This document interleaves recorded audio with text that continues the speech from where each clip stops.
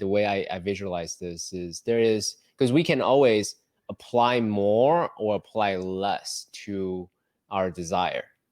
So I'm curious to know, because in my mind, my interpretation of Abraham Hicks' message is apply more. So if you want something, not just neutral, apply as much importance to that desire as you want. Versus equanimity would just be you want what you want, but neutral. So I'm curious to know how you reconcile. So the analogy is weight training. I can build mass from doing dozens and dozens of reps all day long. Or I can go in every 3 days, work a muscle group where I train to absolute exhaustion and failure, where that muscle cannot do anymore. I cannot lift my arms. They're both ways of going about doing the same thing. They can both work. It's just a matter of which one do I want to apply that gives me the joy of application. People who all day long are sitting in this thought that they need to be grateful, you don't truly believe and expect that what you want is going to come to fruition.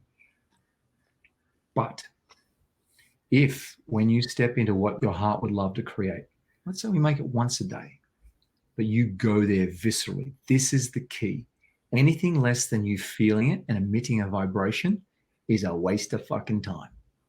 Interesting. You have to get to the failure, and the failure of the rep is being there and embodying it, going, I feel that in my body. What does it feel like? Where do I feel it? Underneath my heart. And it's, can I feel it more? Yeah, I can feel it more. Wow, that's awesome. Just the gratitude I had brings me to tears. Like, what am I really grateful? I'm grateful for the fact that we have plumbing in this country. Imagine life without garbage collection. Imagine like gratitude or is a pulse to be at, but you need every day to come to the very thing you want to create. Now, if your stuff comes up, for instance, I choose the end result of something happening in my future. And then you go, but I don't fully believe it. That'd be right. Or tomorrow something happens like, oh, my bill's due. That'd be right. You're straight away going back to that expectancy, because expectancy is everything. You make the choice, you get into it, you feel it fully, and you choose it. You let it go. You surrender to it. You hold the tension. But anytime your stuff comes up around it, which is a negative emotion that you don't expect it, that's something for you to investigate. When you tune into it to get what you want, you step into the end result of it, and something comes up for you, a bad emotion. Where in a nutshell, you're not expecting that it's going to work. So, oh, that's right, that bastard's going to fuck me again. The government now is going to take tax from me. Whatever that thought is, that is the red flag.